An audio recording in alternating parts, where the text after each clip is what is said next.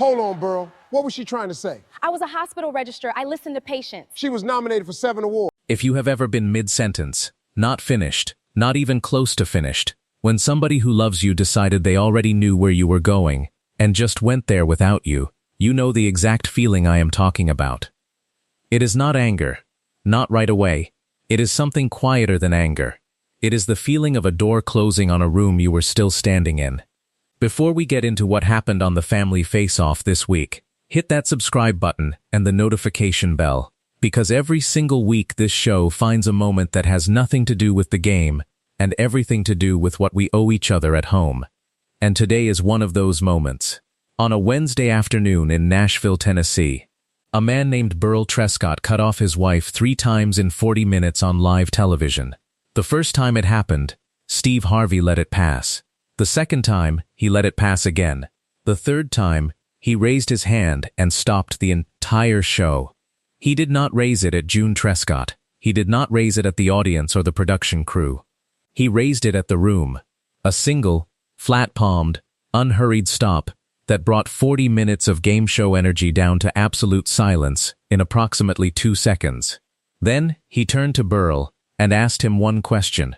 What Burl said in response to that question, and what June did next, is the reason this clip has been shared over 2 million times in the 2 weeks since it aired. Burl Trescott was 63 years old. He had spent 27 years as a property assessor in Sedgwick County, Kansas, which meant he had spent 27 years knowing the value of things before he was asked. The assessed value of a parcel of land. The taxable worth of a structure. The number that went in the box before the conversation started. He was good at this work, and he knew he was good at it, and that knowledge had shaped him over the decades into a particular kind of man. Not a mean man, not a bullying man, but a certain one. The kind of man whose certainty moves slightly ahead of everyone else in the room. Who interrupts not because he wants to silence you, but because he genuinely believes he can save both of you the time it would take you to get there. Who finishes your sentence the way a person finishes a sentence they have read the first half of before, efficiently, helpfully, with the confidence of someone who has never been wrong enough times to learn the cost of getting there first. He was broad-shouldered and warm, and the audience liked him immediately.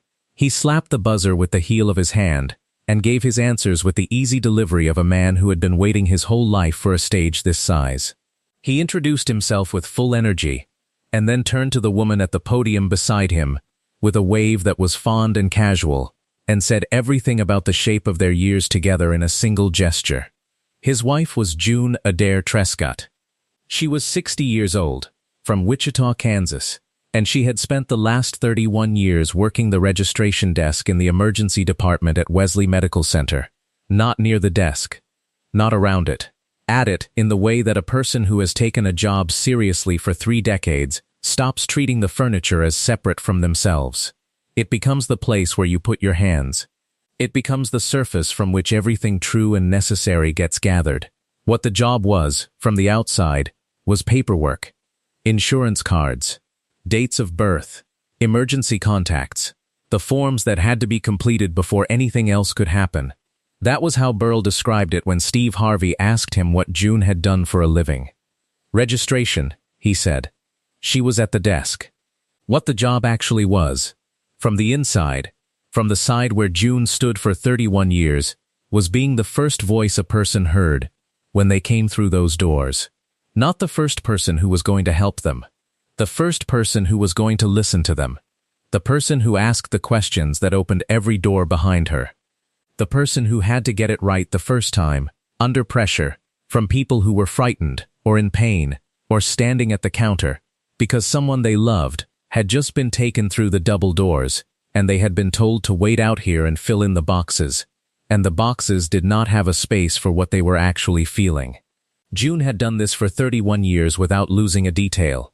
She had been nominated 7 times for the hospital's Patient Experience Recognition Award, an award given annually to the staff member most cited by name in patient satisfaction feedback. Of the staff at a hospital, cited by name, she had won it twice. Both times she had thanked her colleagues, said the recognition belonged to the whole registration team, and returned to her desk the following Monday morning as though the award had been received by someone else. She spoke the way she had learned to speak in an emergency room, unhurried, starting at the beginning, working her way to the answer in order. She had learned early in her career that patients who rushed through their answers to save time were the ones whose charts had the errors. She had learned that the critical piece of information, the medication name, the prior surgery, the allergy that would change everything the doctor did next, almost never came in the first sentence. It came in the sentence after the first one. It came when a person felt that whoever was listening was actually going to stay there until they were done. She had never once cut off a patient in 31 years. Not once. Not to save time, not because she thought she knew what they were going to say, not even when she did know. Because in an emergency room registration desk, you do not finish someone's answer for them. The part you think you already have is almost never the part that is going to matter. Burl did not know she had been nominated 7 times. When Steve Harvey asked him about June's career backstage, before the taping, he had said she worked at the hospital. At the desk. She was good at it, he said. She liked helping people. June, standing beside him, had smiled and said nothing. The Trescott family came in 5, June and Burl at the 2 center podiums, their daughter Patsy, 37, a school counselor in Lawrence, to June's left, their son Wyatt, 33, a paramedic in Wichita, to Burl's right, and June's sister Darla at the far end. Darla was 57, owned a plant nursery outside of Newton, and had come as a last-minute replacement after Burl's younger brother had sprained his ankle badly enough the week before the taping to rule out any standing. Darla had prepared for the game by watching 4 full episodes of the family face-off on the flight from Wichita to Nashville, and had arrived at the studio with the confident energy of someone who had studied the material and was ready for the exam. She was not, as the afternoon would demonstrate, quite as ready as she believed. But she was enthusiastic, and on a television show, enthusiasm covers a remarkable amount of ground. The opposing family was the Sobieski family from Memphis, Tennessee. They were warm and practiced in the particular way of families who have spent enough time together that they do not need to look at each other to know what the other one is thinking. Their matriarch, Rita Sobieski, was 71 years old, retired music teacher, 34 years in the Memphis City schools. She had brought a small spiral-bound pocket notebook to write down survey answers during the warm-up.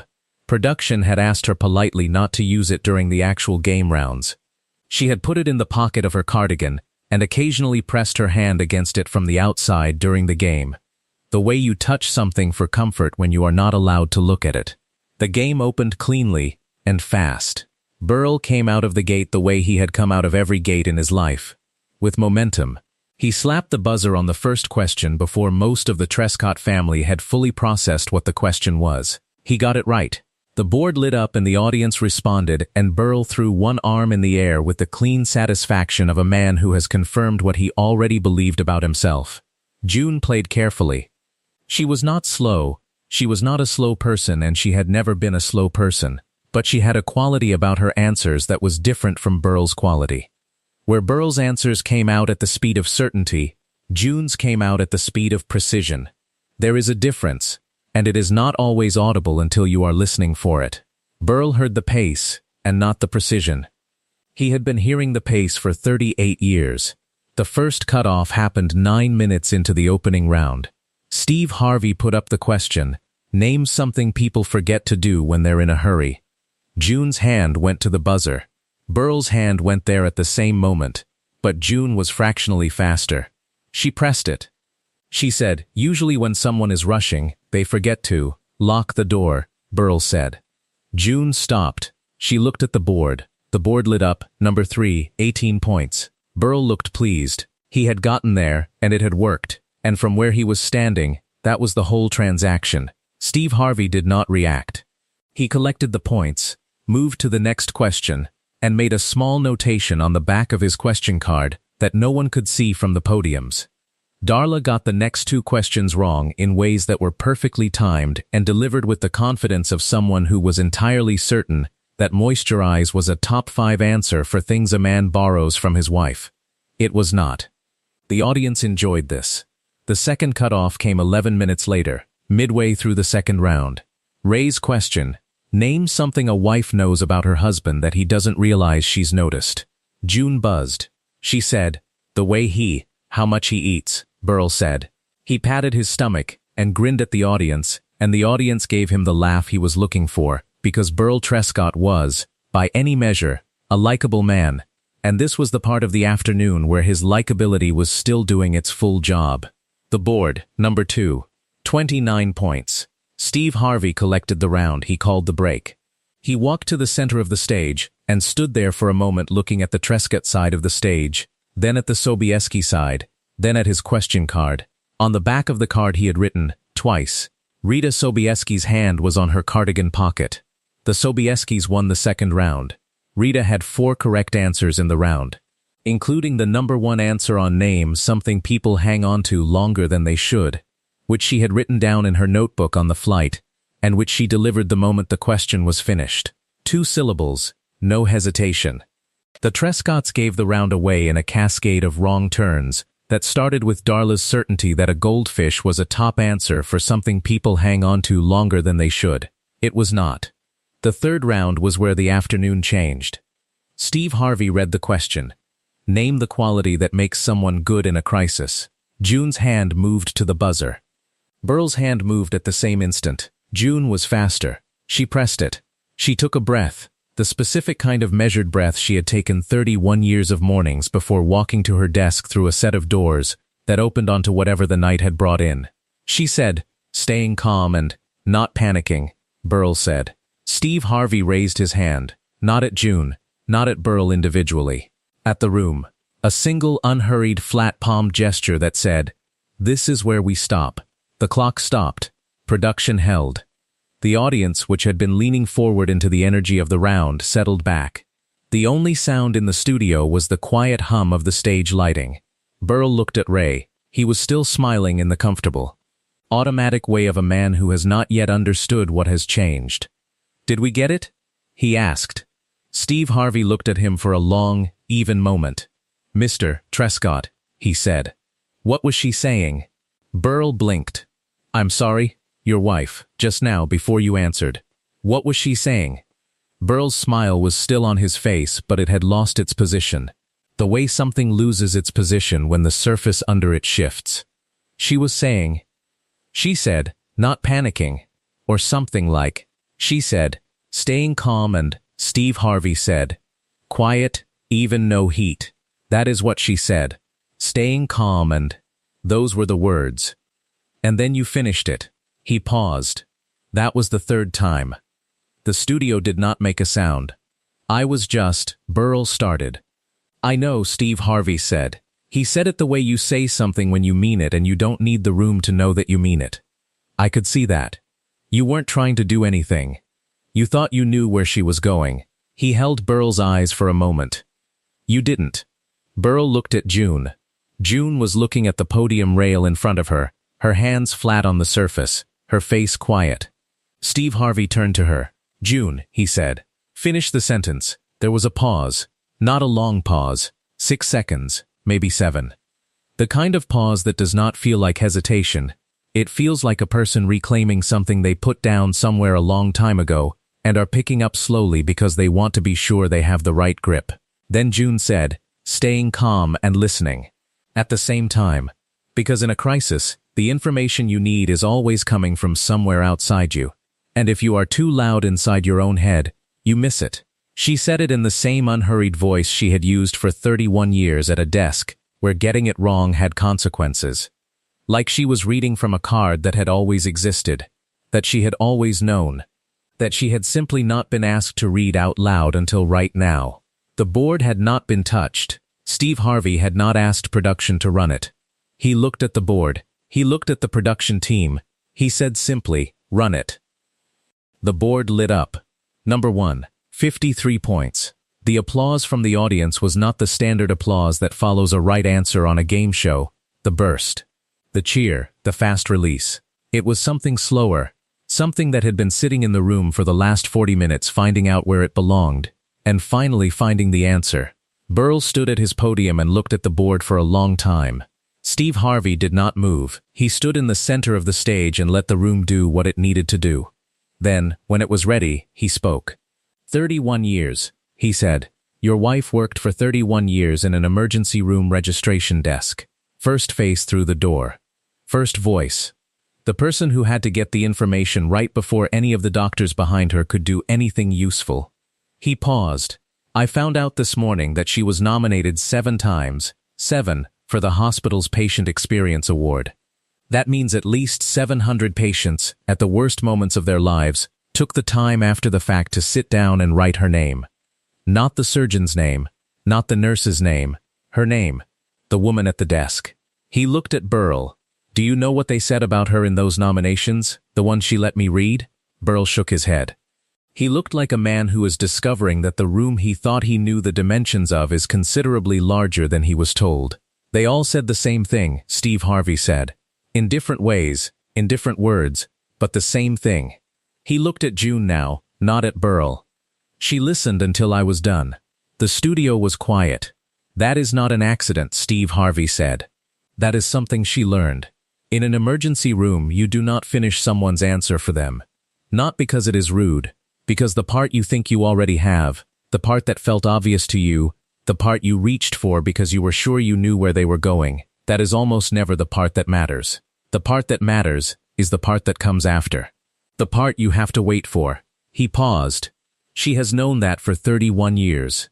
And she has been sitting at a dinner table with you practicing the opposite lesson for 38.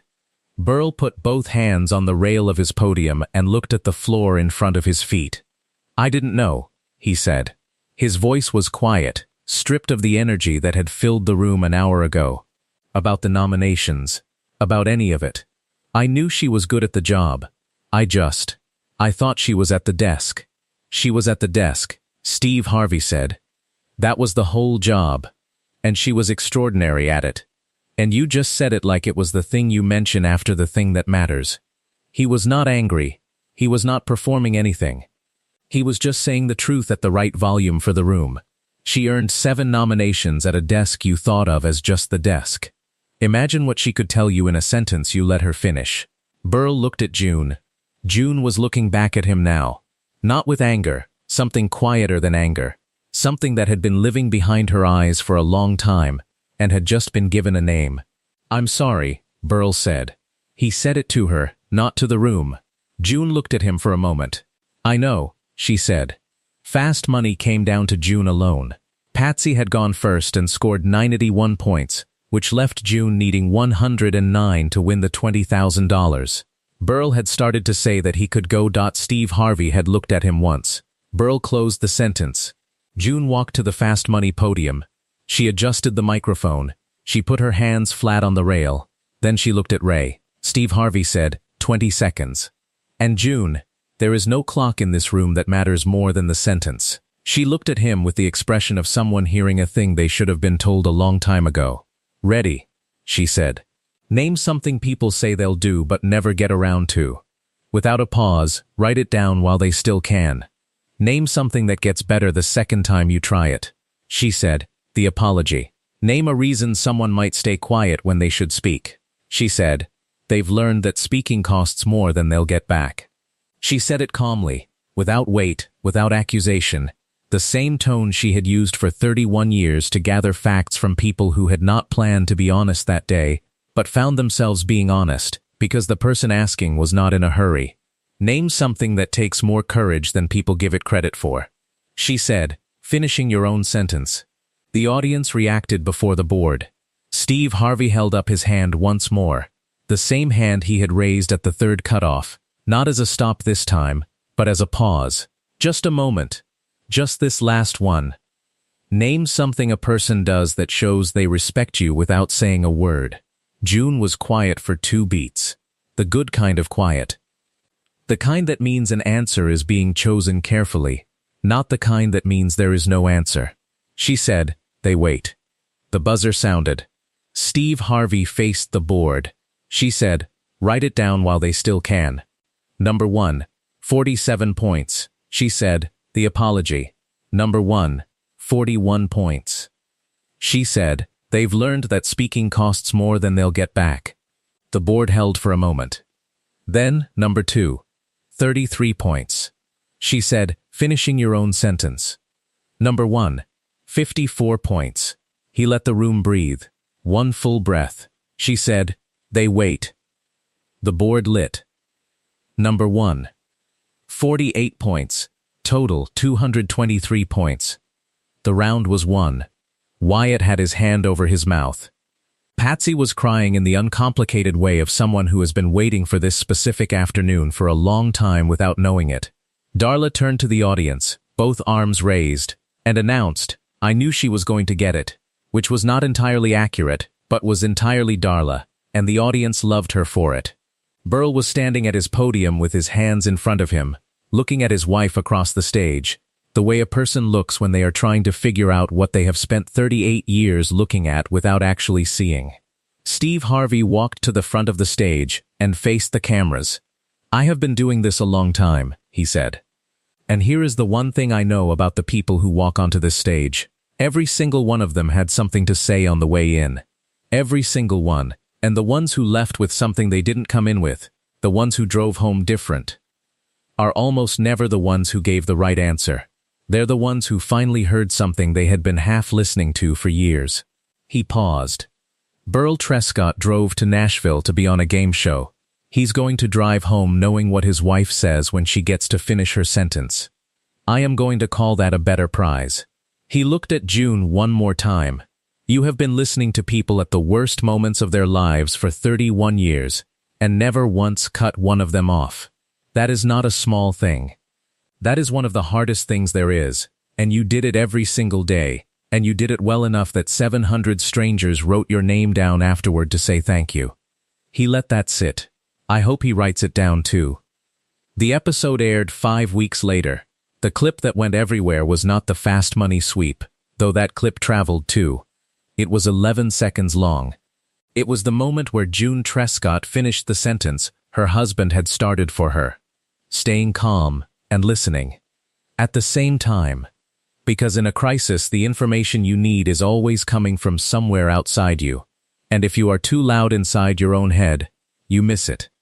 11 seconds. People watched it more than once. They watched it the way you watch something when you are not sure whether you are watching it for the answer or for the feeling of being in the room where the answer finally landed. Patsy shared it the morning it aired with the caption, "My mom." For 31 years. She did not add anything else. The post got 40,000 responses before noon. Wyatt texted it to his paramedic partner at 11:15 that night with no message, just the clip. His partner watched it in the break room of Station 7 and sent back a single period, which is the text that means, "Yes, I know. Me too." The emergency department at Wesley Medical Center shared it on their internal staff channel. The note attached was from the department director and said, "For anyone who ever thought the registration desk was just the desk." The registration staff printed it and taped it to the supply room door. June heard about it from a nurse who had been at the hospital for 11 years and had never worked with her directly, but had passed the desk enough times to know what it looked like when someone did the work right. Burl watched the episode in the living room. June was in the kitchen. He watched it from beginning to end. He watched himself cut her off the first time. He watched himself cut her off the second time. He watched himself cut her off the third time and answer with complete confidence and not notice that she had stopped. He watched Steve Harvey raise his hand. He watched himself not know what she had been saying. He sat on the couch for a while after the credits ended. Then he got up and walked to the kitchen doorway. June was at the table. She looked up. He said, "I watched it." She said, "I know." He said, "I didn't know you were nominated 7 times." She said, "You didn't ask." He stood in the doorway. Outside, the Kansas evening was doing what Kansas evenings do in late summer, coming down slow and wide and orange over the flat edge of everything. "How many times did you try to tell me," he said, "about the nominations, about the award?" June thought about it. "Twice," she said. "Maybe 3 times." "What happened?" She smiled, a small, specific smile, the kind that carries a lot of history without displaying it. "You knew where I was going," she said. Burl stood in the doorway for a long time. He was 63 years old and had spent 27 years knowing the value of things before anyone asked him. He stood in the doorway of his kitchen and for the first time in a very long time, he did not finish the sentence. "Tell me," he said, "the nominations. Tell me about them." June looked at him for a moment. Then she set down what she was holding. She folded her hands on the table. She began at the beginning. He did not say a word until she was done. Patsy called June the morning after the episode aired. June was already at the kitchen table with her coffee. Patsy asked how she was feeling. June said, "I'm fine.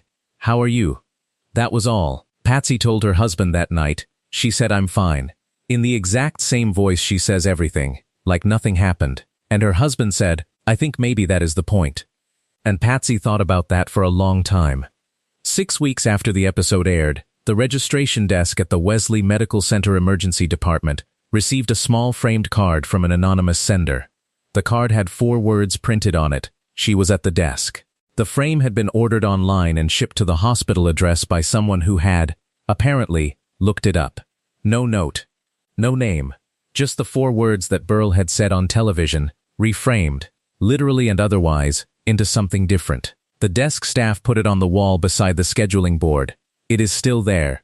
Burl does not interrupt June's sentences anymore. Not always. Not perfectly. 38 years of habit does not reverse in 6 weeks, and June would be the first to tell you that. But he catches himself now. Patsy says she can see the exact moment he catches himself. There is a small pause, a recalibration, a visible decision. And then he waits. Wyatt called it the pause. He said, "Dad does the pause now." He said it to Patsy. He said it in the tone that means, "I know." He said it in the tone that means, "Finally." Steve Harvey started something new at the end of every taping after that afternoon. After the cameras shut down, after the families had been walked off stage, before anyone from the crew left the building, he would stand at the front of the stage and ask the room one question. Did anybody get to finish today? He meant it the way June had meant it for 31 years at a desk where the answer had consequences. Did someone in this building get to the end of a sentence they started without someone getting there first? Did someone say what they came in to say? He never explained it to anyone who asked. He just asked it, and listened to the answer. If this story said something to you today, if you have ever been mid-sentence when someone decided they already knew, share it with somebody who needs to hear it right now. And if you are not yet part of this community, subscribe, and hit the bell, because the Family Face-Off gives us a moment like this every single week, and we are not stopping.